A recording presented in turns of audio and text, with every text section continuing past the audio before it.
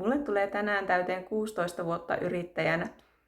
Mä muistan, että mun tavoite silloin vuonna 2010, kun mä perustin Helminalle toiminimen, oli tienata 100 euroa kuussa. Siis joo, toki sivutoimisena opintojen ohella, mutta aika vaatimatonta kuitenkin. No tollanen keskimäärin 100 euroa kuussa, eli noin 1200 euroa vuodessa tulos, olikin ensimmäisten 13-14 vuoden ajan se mun paras tulos, minkä mä saavutin jonakin noista vuosista. Sitten mä perustin Tiedoksen ihan eri mindsetillä ja se alkoi näkyä, että nyt ei enää mikään 100 euroa kuussa riitä, vaikka Tiedoskin oli ensimmäiset 2,5 vuotta sivubisnes. Mutta siinä vaiheessa, kun joogan käsitasapainoilut ja ylösalaiset asanat eli inversiot tuli mun elämään, alkoi Tiedos kasvaa sellaiseksi, millainen se on nyt, eli kannattava päätoiminen liiketoiminta ja osa mun ja mun puolison osakeyhtiötä. Koska kuten mun joogavalmentajat sanoo, how you do one thing is how you do everything ja anything is possible.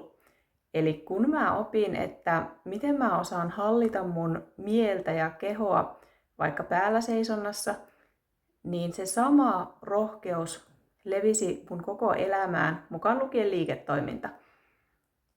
Eli kun mä olin ensin rohkea joogamatolla ja huomasin, että mun keholle on mahdollista vaikka mikä, niin myös kaikilla muillakin elämän osa-alueilla alkoi olla mahdollista vaikka mikä.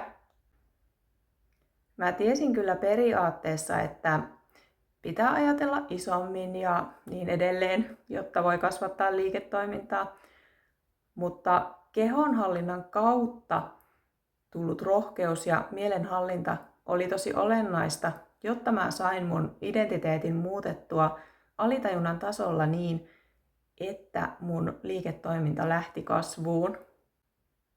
Nyt Helmine Olen aputoiminimenä on Voimaa joogasta ja mä oon koulutettu joogaopettaja ja syksyllä mä alan opettaa muille noita joogan käsitasapainoiluja ja inversioita, eli niitä ylösalaisia asanoita, mun online jooga-jäsenyydessä. Me aloitetaan päällä seisonnasta.